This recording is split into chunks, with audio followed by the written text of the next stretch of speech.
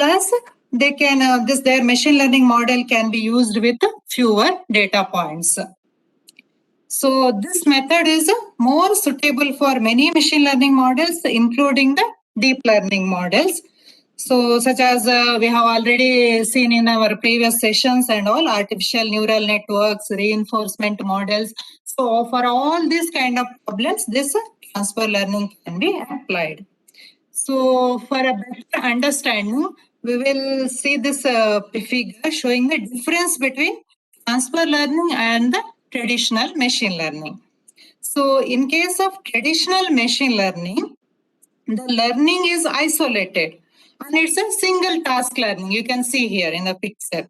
So it is always a single task learning. So in this case, the knowledge is not retained or accumulated. Here, the learning is performed without consideration for knowledge learned from other tasks. So it is a completely isolated learning platform.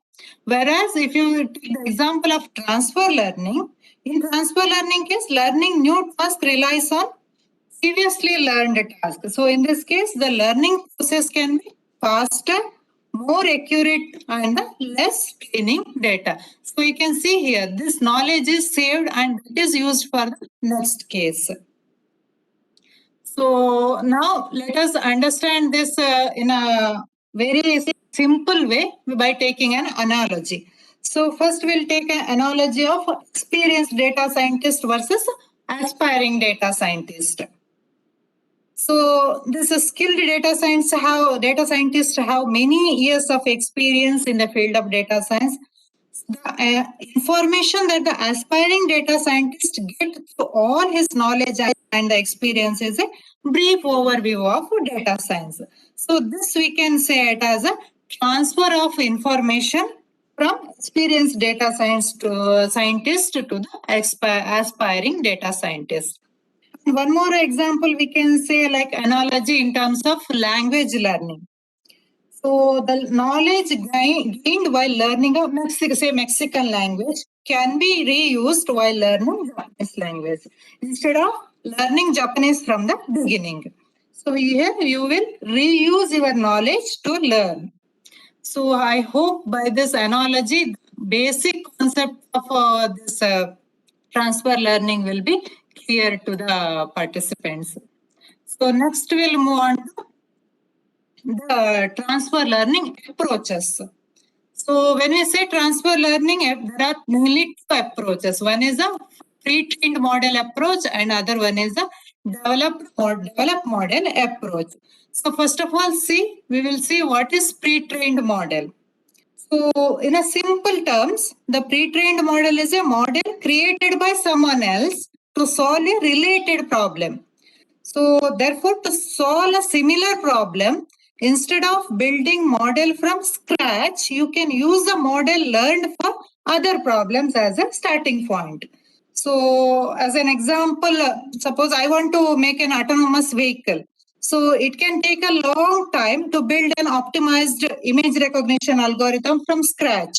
So instead, I can use a pre-trained model from Google built on ImageNet ImageNet data to identify effectively the images so that I can use the existing pre-trained model for my particular approach. So in case of a pre-trained model approach, a pre-trained source model is selected from the available models. So now many of the research institutions are releasing models from large data sets. So that can be included in a pool of effective models from which source. So this pre-trained model can be used as a start point for a second working model of the target. So based on that is depending on our machine learning technique, you may be able to use all or part of the models. So it may be necessary to fit or refine a model based on the input or output pair data available for the target operation. So this type of learning is referred as a pre-trained model approach. That is a one approach in transfer learning. So next the question comes, how can I use pre-trained models? So when training neural networks to correctly identify network weights through multiple forward and backward iterations. So they already, the earlier speakers have explained about the neural networks. So I'm not going in detail about the neural networks. So you can apply problem learning directly using the weights and architecture obtained using pre-trained models trained on large data sets. So this is called as a transfer learning. So here we should take care, like when choosing the pre-trained model, which model to choose. So if the problem statement we have in is very different from the pre-trained model, then the whatever the predictions we are getting may not be too accurate. So for example, while using model previously trained for face recognition, say an example. So it works horribly when you try to use it for an identification of an object.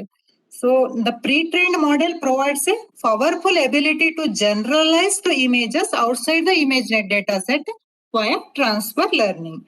So we can choose an existing model by adjusting the model, maybe by changing the weights. So that's about pre-trained model approach. And the second approach is develop model approach. So in this case, you need to select related problems that are rich in data and that have some relevance to the input or the concepts learned during the mapping from input data to the output data. So then afterwards, after identifying, then you develop a model for this first task. The model needs to be better than the new model to make sure that some functional training has been performed. So a model suitable for working with source can be used as a starting point for a model for second related task. So next you need to change the model from the output pair data of the input that can be used for the similar task. So that's about developing a model approach. So next comes fine tune the model in case of transfer learning. So first case is about feature extraction. So a pre-trained model can be used as a feature extraction mechanism. So in that case, while using it for a feature extraction, we can remove the output layer that is present with the end of the our neural network model. So by removing the output layer, and we can use it as a full network function. So next case is we want to use architecture of the pre-trained model. So in this case, we can randomly initialize all weights and can use the model's architecture while training the model based on our particular data set. So next the case like training some layers while freezing the rest of the layers. So this in this case, in a pre-trained model, we partially train it. Like we'll train some of the layers, whereas we'll retain the other layers as it is in a pre-trained model. So that's about fine-tuning the model. So next question comes, when to use transfer learning? So this is a main two reasons when we are going to use transfer learning. There is one is there is no enough data with us, and there is other reason is like we don't have enough time to train. So in some cases, this data scientists may not have enough data to train their machine learning models. So insufficient data, we already know like data processing techniques. So insufficient data processing can lead to poor performance, and in that case, using a pre-trained model can help data scientists to create better models. So next case is like we don't have sufficient time to train. So some machine learning algorithms or models will take long time to work properly. That is, we need a longer training time. So when there is not enough time to build a new model, when there is too many machine learning tasks to complete, data scientists may prefer similar previously trained models. So this saves their time in creating the model instead of creating the new ones.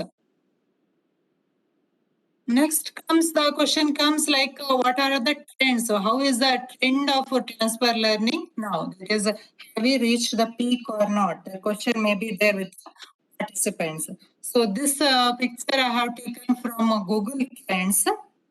So if you look back to the past 5 years, So we will find that since 2017, people have become more and more interested in transfer learning. So as this technology has become popular recently, so we can expect this growth can to continue for several years to advances in machine learning and increasing use of transfer learning in real life. So the trend is increasing, we can say. Next comes what are the benefits of transfer learning. So first case is like we'll get a better initial model. So other types of this our traditional machine learning techniques, no, that require you to create models without prior knowledge, whereas transfer learning provides the best starting point. That is, even without training, you can complete a certain level of task. That is a better initial model we will get. Then the second is like a higher training learning rate.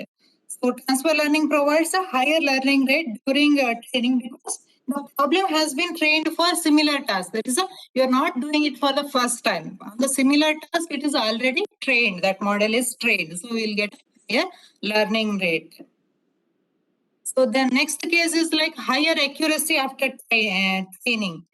So with better starting point and faster learning speed, this transfer learning provides a machine learning model that can be used to transition to higher level of accuracy and produce more accurate results also.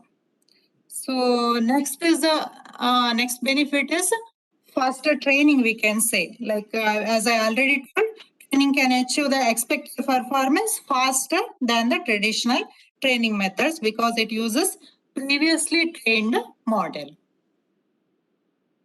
So next comes what are the applications of transfer learning. So we'll see it in a two perspectives. One is on the technology side, other is on the industry side. So on the technology side, some of the applications are like image recognition. So this transfer learning can be used between different image recognition tasks. For example, a model used to identify a dog can be used to identify a cat. So second example is like NLP, that is natural language processing. So this is one of the most popular example in transfer learning.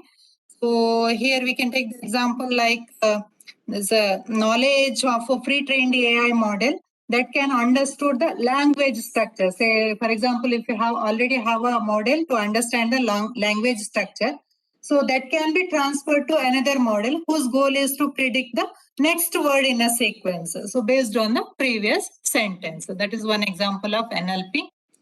Then next is about speech recognition. So AI model developed for English speech recognition can be used as a basis for German speech recognition model. So from one language, we can use it as a base model for other language learning.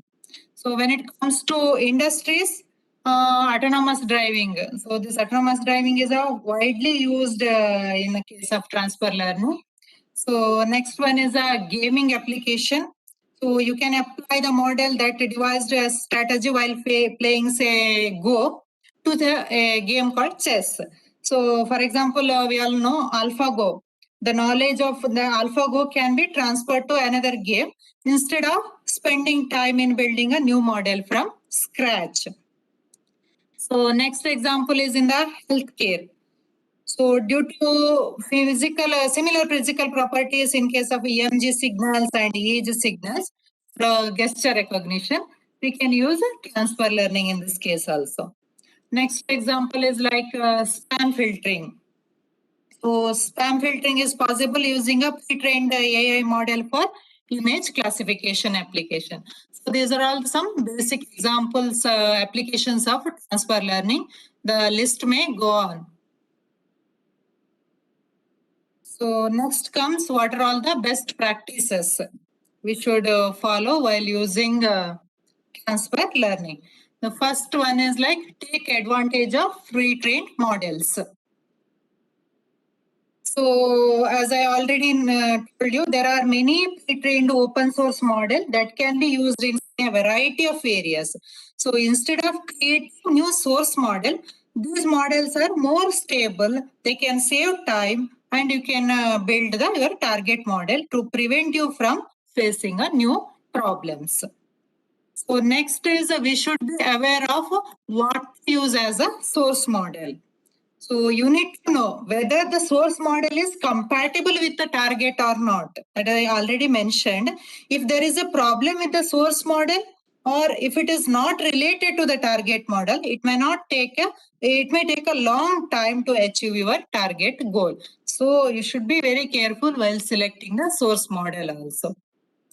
And the third best practice is like large data sets don't require transfer learning.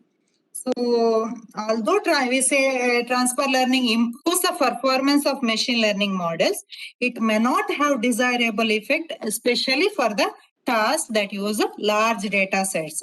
Because this conventional learning starts at randomized weights in case of CNN and adjusts them until convergence. So transfer learning starts with a pre-trained model, but the larger data sets and the more iterations, so the initial weight doesn't matter. So that is the reason this large data sets doesn't require a transfer learning. Then we should be careful of overfitting also. That is a task with small amount of data. Say the source model may be too close to the target model, like say example of identification of dogs and cats. So scaling, in that case, we have to scale our training, then we have to freeze some layers of the source model, or we can add a linear classifier during the training period of the target model that can help to solve this particular problem, overfitting problem. So next we'll move on to some transfer learning strategies. So there are mainly three strategies, that is inductive transfer learning, transactive transfer learning, and unsupervised transfer learning. So when we say inductive transfer learning, so in this scenario, the source and the target domains are same. So both are having the same domain, but the source and the target actions are different. Only the actions are different, domain is the same. In this case, the algorithm seeks to exploit the induced bias of the source domain to help to improve the target task. So here, depending on whether the source domain contains labeled data or not, it can be divided into two subcategories. That is, one is called as self-taught learning, and other one is called as multitask learning. Next case is like in case of unsupervised learning. So this is a setup similar to directed transfer itself. This is with a focus on the target domain unmonitored operations. So here the source domain and the destination domain are similar, have different operations. Again, domain is same, but the operations are different. So in this case, the labeled data is not available for both domains in case of unsupervised transfer learning. Then the question of transactive or transfer learning comes. In case in this particular scenario, there are similarities between the source as well as the target operation, but their domains are different. In earlier case, it was the same domain, but here the domains are different. So with this setting, the original domain has a lot of labeled data, but the target domain has nothing. Only the source has a labeled data, whereas the target has nothing. That is, the target doesn't have any labeled data. So based on this, it can be further subdivided into two categories. That is on the domain adaptation and the sample selection categories. So next we'll move on to different settings, like when we can use which particular learning strategy. So this inductive transfer learning as well as transactive transfer learning can be used in both classification problems as well as regression problems, whereas unsupervised transfer learning it best suits for clustering and dimensionality reduction problems. So then the next question comes, in case of inductive, transactive and the unsupervised, all the cases which needs to be transferred, that is whether the instance needs to be transferred or the feature needs to be transferred or parameter needs to be transferred or the relation knowledge needs to be transferred. So first of all, we'll discuss what is meant by instance transfer. So instant transfer is reusing knowledge of the source domain for the target work. So that is mainly followed in case of instance scenario. So in most of the cases, the data from the original domain cannot be reused directly. So rather, improve the results, there are specific instances of the source domain that can be reused for the target domain. So whichever the instances that is suitable for our particular application, that only we will transfer in case of instance transfer. Next is feature representation transfer. This method aims to minimize the difference in domains and reduce the error rate by specifying the feature representation that can be used for source domain to the target domain. So here only the feature representation transfer takes place. Whereas next case is like parameter transfer. So under this approach, we'll make the assumption that with the relevant work shares the prior distribution of various parameters or parameters, whatever the yesterday parameters discussed by yesterday's speaker in a CNN presentation. So unlike multitasking learning, there you learn to manipulate the source and the target task at the same time. So transfer learning allows you to apply additional weights. We can apply additional weights to the loss of the target domain to improve the overall performance in the case. So next case is like relational knowledge transfer.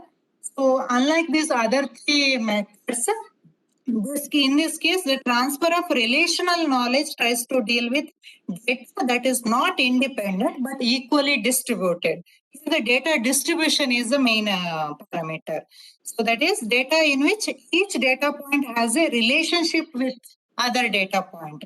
For example, social network data uses relational transfer technology.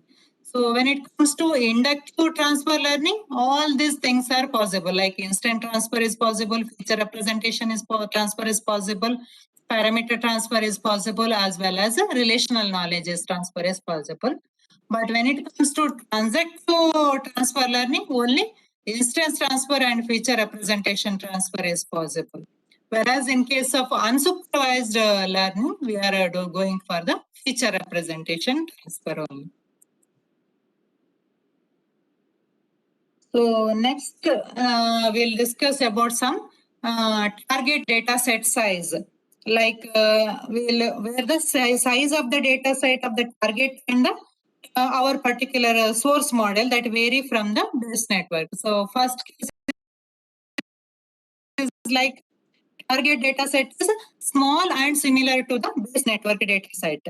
So here, since the target data set is small, it means the pre-trained network can be tuned on the target data set. So, however, this can lead to over compliance issues. Also, sometimes there is a change in the number of target work classes. So in this case, I may delete like a fully connected layer from the last one and add a newly fully connected layer that probably meet our requirement. So here we can freeze the rest of the model and train only the newly added layers. So that can be possible in this case. So second case is like target data set is large and similar to the base training data set. Yeah, I can understand. People are asking for feedback link.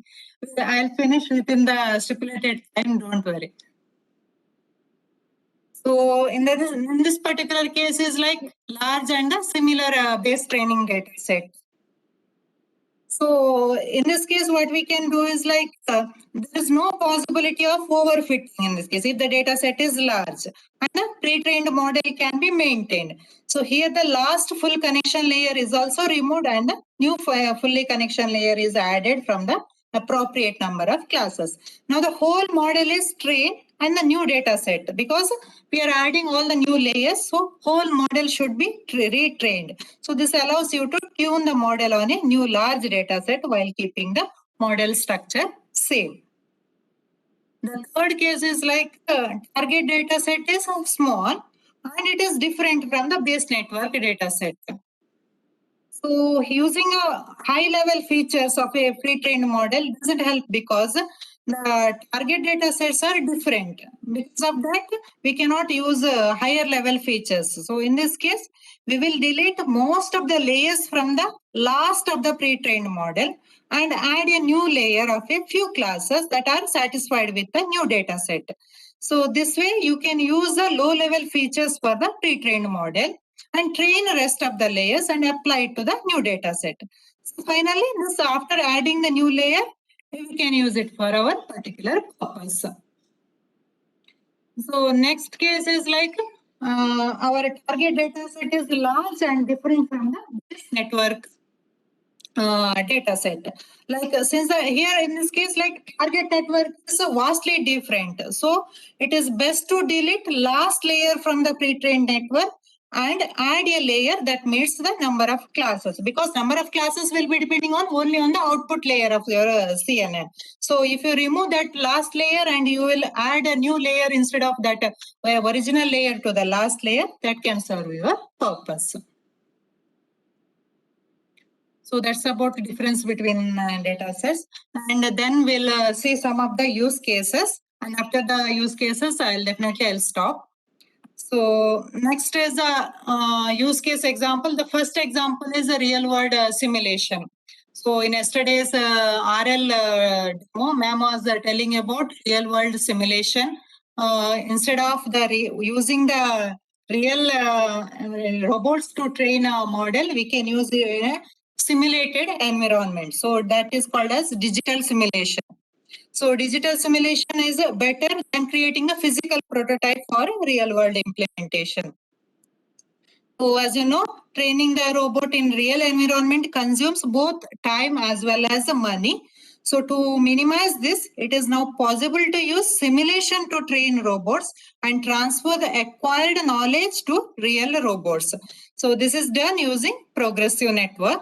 So this is suitable for simulating the actual transmission of policies in the robot control domain. So such networks can consist of critical features for sequentially learning many tasks while allowing transmission, which can tend to ANN, like artificial neural networks, where when learning new information, it completely forgets previously learned information.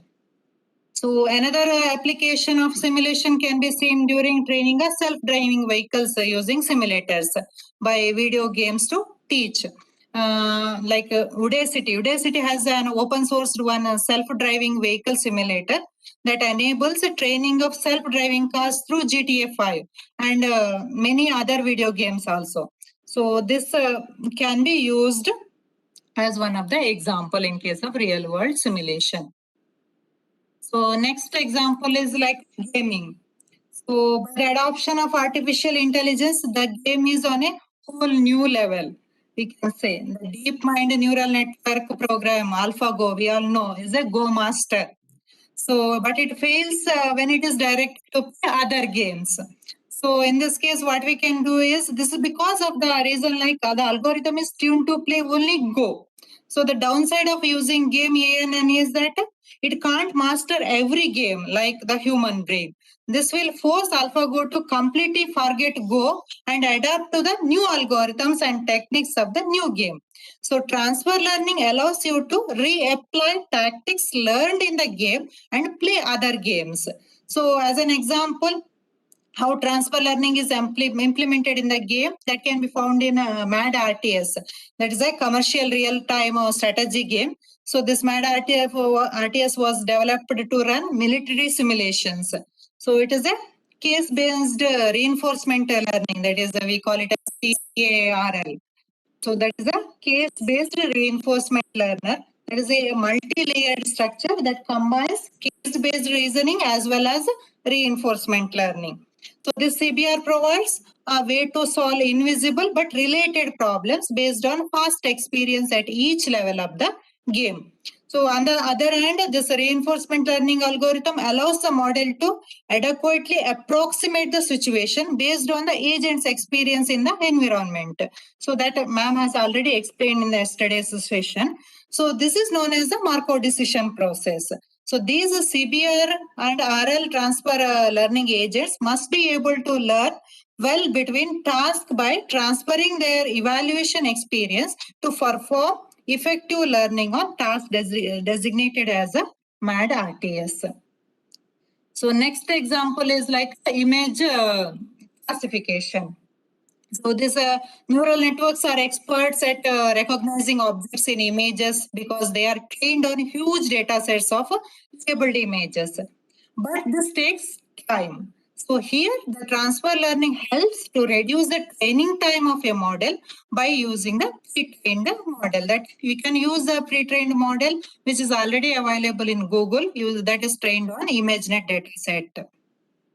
So like we can use first it is a pre-trained using ImageNet.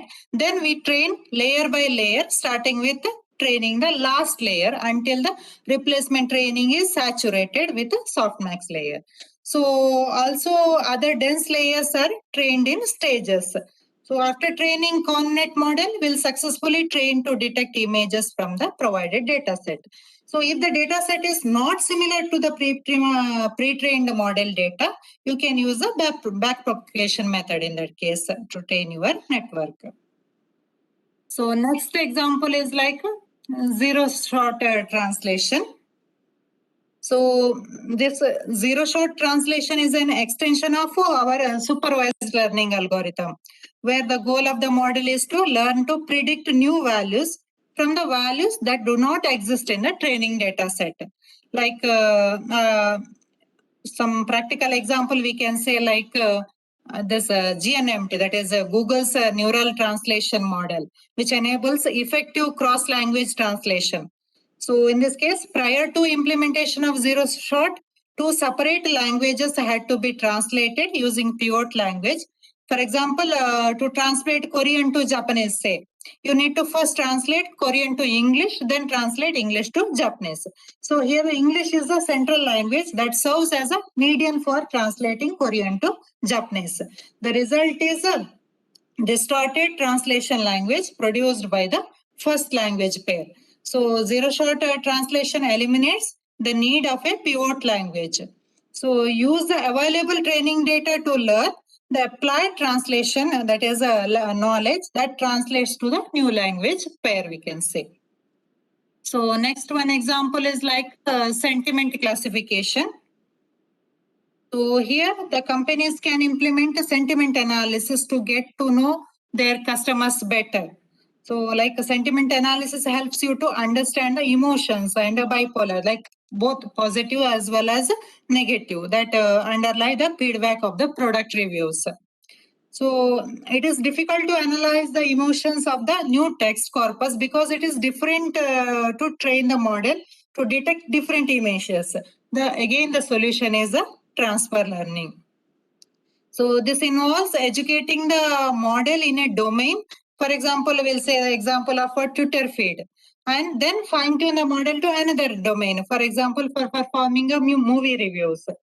So here the deep learning model performs a sentimental analysis of the text corpus, detects the polarity of each sentence and trains it in the Twitter feed. So when the model is trained to understand emotions through the polarity of the Twitter feed, the basic language model and learned expressions are sent to the model assigned to the task of analyzing emotions of the movie review. So these are some of the best use cases for the transfer learning. Yeah, I'll stop here and I'll take the questions so that we can finish it up in time. Oh, thank you, ma'am. It was a wonderful session. Ma'am, we have one question from Varsha Khandekar, ma'am. That can we use transfer learning with traditional machine learning models like decision tree? We can apply transfer learning in every field, ma'am. Like when using transfer learning, we should be careful, like whatever the model that we will be selecting as a base model, that should be compatible with our this target model. If you get a model that is compatible with our target model, we can apply transfer learning in any field. Ma'am, there is another question from Pranita Mahajan. How to apply different algorithm on pre-trained model? For example, if I wish to add CRF layer to pre-trained LSTM model, can I do so, and if so, how? Means first we will identify which source model suits our purpose. So after identifying the source model, we will check for the layers. Usually we'll start from the last layer, output layer. That is how many classes we want at the output layer. By starting from the output layer, we will retrain the output layer, and then afterwards we will retrain other layers wherever there is a necessity. So it is like a trial and error. First we will retrain some layers, that is some parts of the neural network layer, or in this case they are telling the example of LSTM.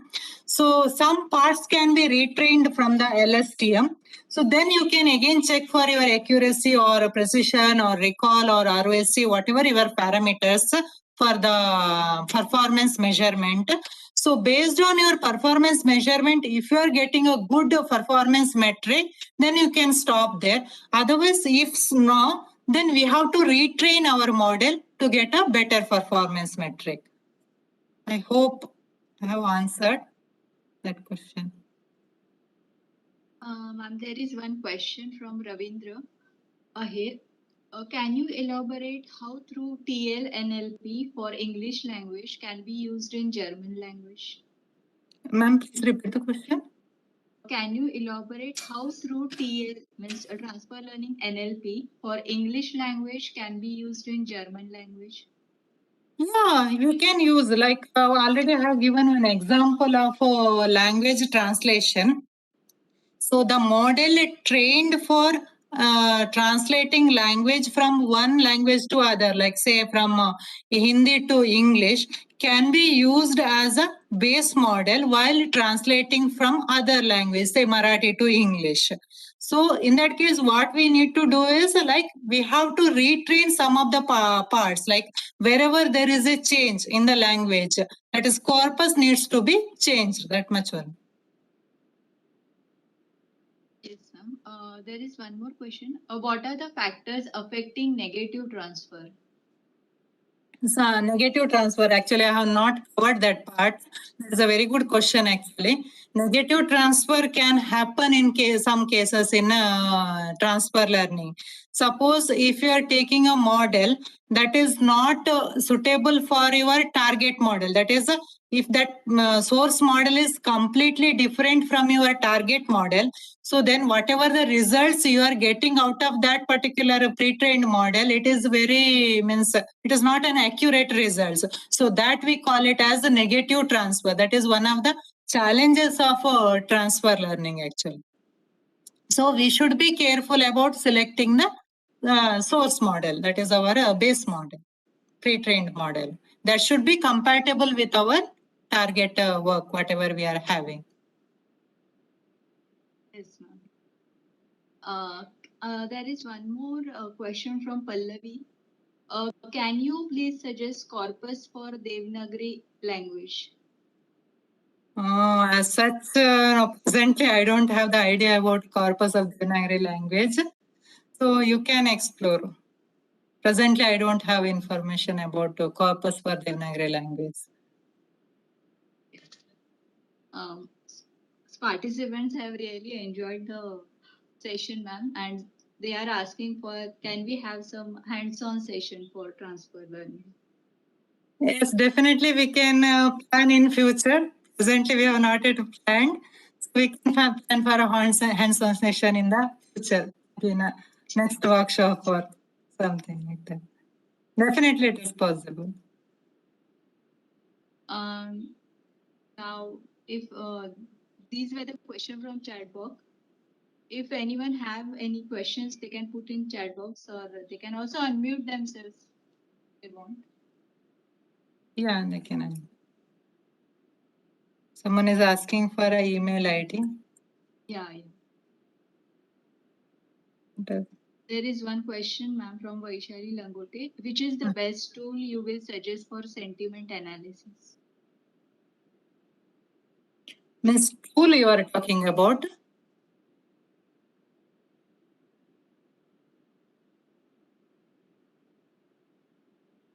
Not Okay, able. okay. Tool means you can go for this Google Colab, whatever the last hands-on session we had from Harvino sir. He has used Google Colab. So as a base at the beginning level, you can go for a Google Colab because the GPU is inbuilt, so that you can train faster and you can get the result in a better way. So instead of installing in your own machine, you can go for a Google Colab as a starting point. Ma'am, one question has there from Prachi Shirsagar. Is if target domain is sparse, then can transfer learning help in this scenario?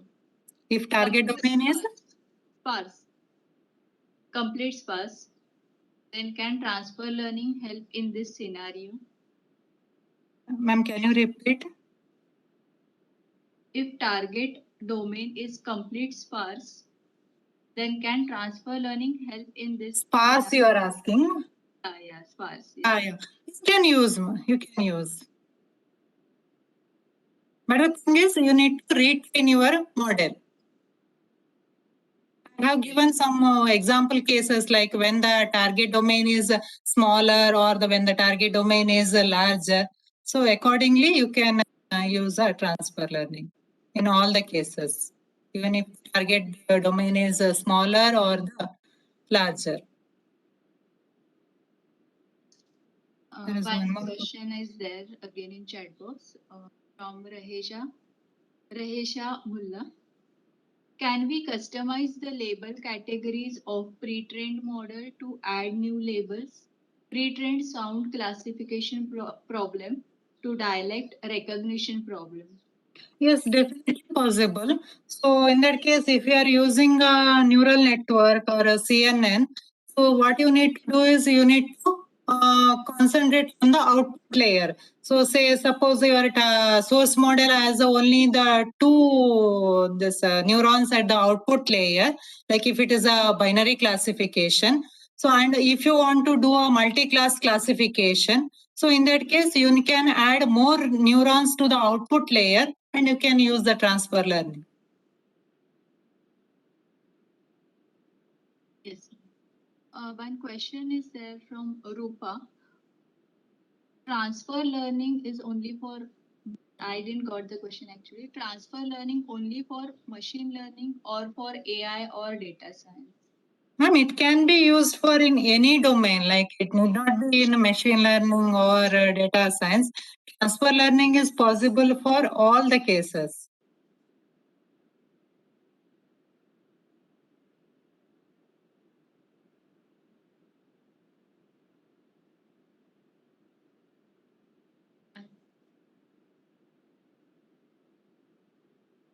If there are any questions, participants, you can put in the chat box.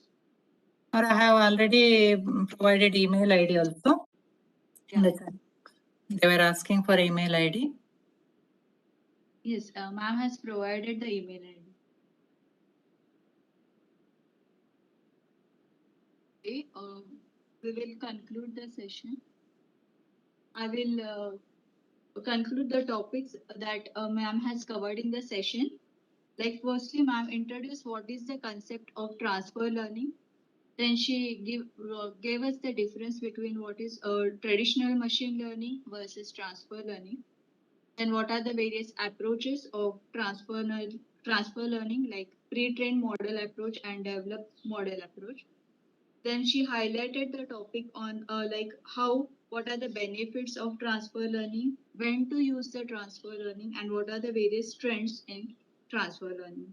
She also provided us with what are the applications wherein transfer learning is being used.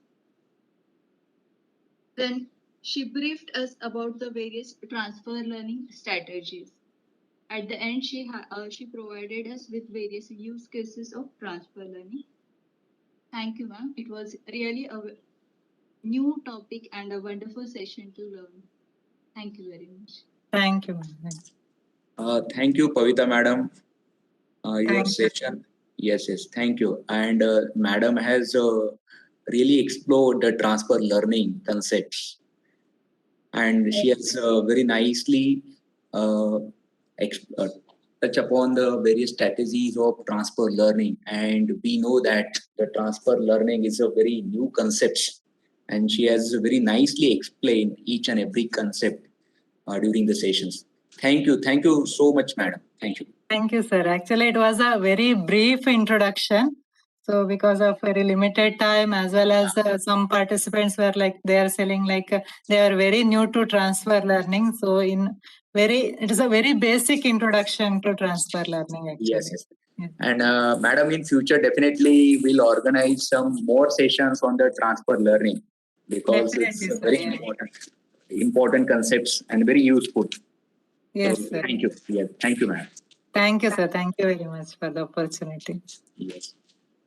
Friends, today we stop here. We'll start the next sessions at 4 p.m. Please join the session at 3:45. And don't forget to fill the feedback form. That is very important.